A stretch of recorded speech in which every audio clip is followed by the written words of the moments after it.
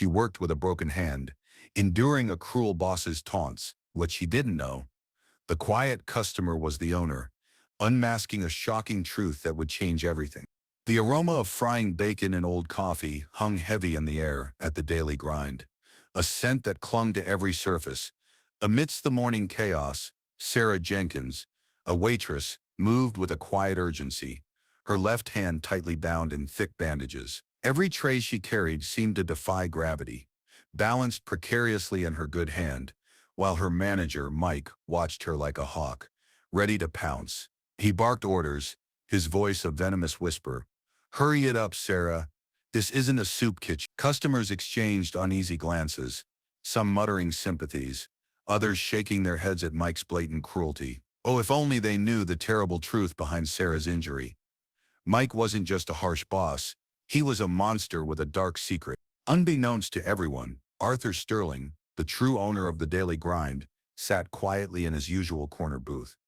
He'd been watching Sarah for weeks, captivated by her unwavering dedication, despite Mike's constant harassment. But today, seeing her struggle with her bandaged hand, something gnawed at him.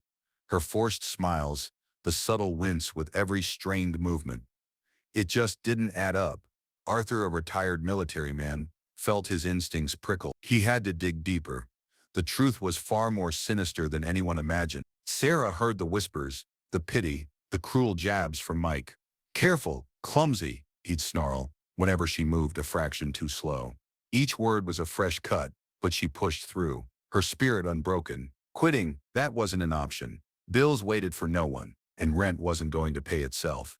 By mid-morning, exhaustion was a heavy cloak, her good arm screaming from the strain. As she delivered an order to table 6, murmuring, "Enjoy your meal," she turned, only to collide with Mike. A glass of water flew, drenching his shirt. The diner fell silent, every eye on them. Mike leaned in, his breath a sour cloud. "Still making excuses, are we, Sarah?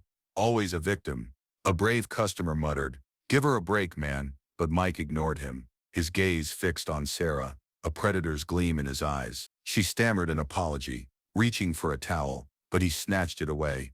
A chilling smirk played on his lips, a silent declaration. This wasn't about the spill, this was about control. And oh, how Sarah knew why.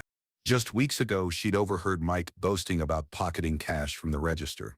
She'd been cleaning up after closing, and his voice had carried clear through the thin office door. At first, she couldn't believe her ears, but pressing closer, every word confirmed it. Mike was stealing, and then he'd caught her, frozen in the hallway. The anger in his eyes, the brutal twist of her wrist until something snapped. The searing pain had dropped her to her knees, but Mike only sneered. "Clumsy, huh? Better stay that way. One word, and you'll lose more than just your job." Now her hand a useless burden, she was the incompetent one. By closing time, Sarah was shaking, whispering a desperate prayer no one heard. Little did she know, the quiet observer in the corner booth was about to change everything. Arthur, a man of quiet observation, had blended into the diner's fabric for years. Most customers saw an old veteran enjoying his eggs, but he was the Daily Grind's hidden backbone. He believed true character revealed itself when no one important was watching. Today, Sarah's plight tore at him. He overheard two young men. "That manager's got it in for her. He lets others slack, but not her." Arthur's jaw tightened. He knew bias. He knew cruelty. He watched Mike mock Sarah for her injury, refusing to help with heavy dishes. "Use both hands," Mike sneered, his laugh like nails on a chalkboard. Arthur remained still, but a storm brewed within him. Later, seeing Sarah flinch from pain, the way she instinctively avoided Mike, a cold certainty settled in his gut. Something was terribly wrong. When the lunch rush subsided, Arthur summoned Mike. "Food not hot enough," Mike drawled, a condescending smirk on his face. Arthur cut him off. "That waitress, she's injured. Why is she working the floor?" Mike's grin flickered. "Oh, Sarah? She's a mess, always tripping. Half our reports are about her. But I'm generous, I let her stay." Arthur nodded, a bitter taste in his mouth. "Generous? No." He'd witnessed Mike's sneers, the customers' whispers, Sarah's desperate fight for dignity. That night, Arthur stayed late, his coffee cold. He watched Sarah clean, her good hand moving wearily, a faint smile on her tired face. Mike claimed she was the problem. Arthur would find out, and if his suspicions were true, someone was about to learn a very painful lesson about underestimating both Sarah and him. The next morning, Arthur was back, the same quiet veteran, but his eyes were fixed solely on Mike. Mike strutted, cracking jokes, but the moment Sarah passed, his face hardened. Every move she made, he twisted into a fault. A slow coffee pour, a snap of his fingers, wiping the counter twice, a muttered complaint about wasting time. It wasn't criticism, it was calculated persecution. When Sarah dropped a fork, Mike theatrically groaned. "See what I deal with, always careless." Sarah's cheeks burned as she bent to retrieve it, her good hand trembling. Arthur knew Mike was setting her up. Later that afternoon, feigning a restroom trip, Arthur slipped into the unlocked office. Misconduct forms. Page after page, Sarah's name accusing her of petty errors he'd never once witnessed. But then, a deeper horror. Cash register tallies that didn't add up.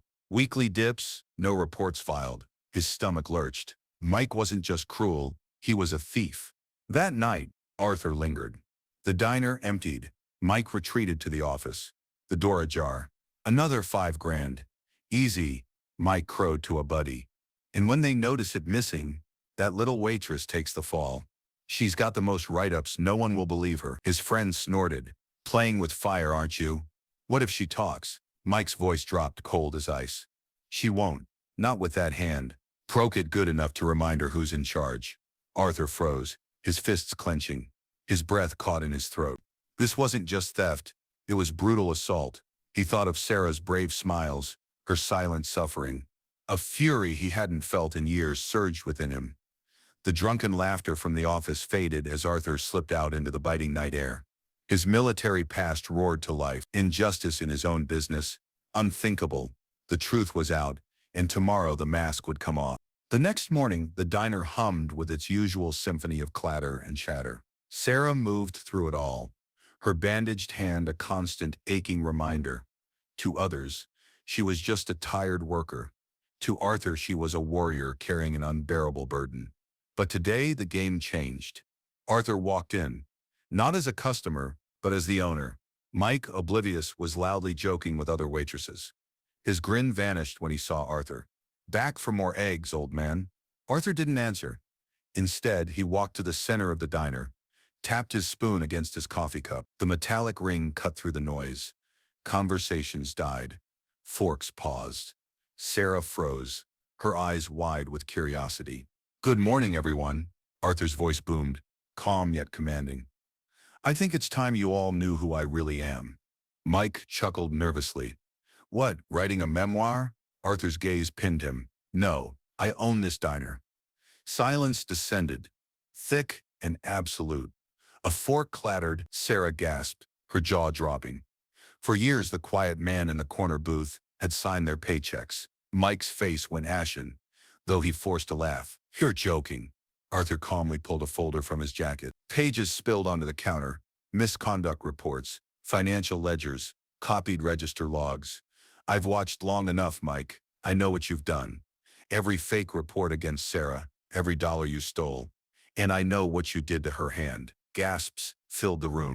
The businesswomen from table 3 whispered, "I knew it. He was dirty." Mike stammered. This is ridiculous. "You can't prove." Before he could finish, 2 uniformed officers entered. Arthur had called them. Mike's bravado crumbled. "Wait, you can't." But the cuffs snapped shut around his wrists. The diner erupted in murmurs as Mike was led away, his protest muffled by the clink of chains. Sarah stood, stunned, her good hand pressed to her chest. The weight was gone. The blame had shifted. Arthur turned to her, his voice gentle. "You've carried this place, Sarah, as you kept it running while he lied about you." His voice swelled with pride. "From today, you're not just a waitress. You're our new floor supervisor." Tears welled in Sarah's eyes. Her bandaged hand trembled as she covered her mouth, a muffled sob escaping. Customers applauded, a wave of heartfelt relief washing over the room. And for the first time in years, Sarah straightened her shoulders, not as a victim, but as a woman finally seen for her true, incredible strength. Outside, Mike's shouts faded. Inside, the diner still smelled of coffee and grease. But the air felt different, lighter. Arthur sat back, a quiet smile gracing his lips. Justice, at last, had been served.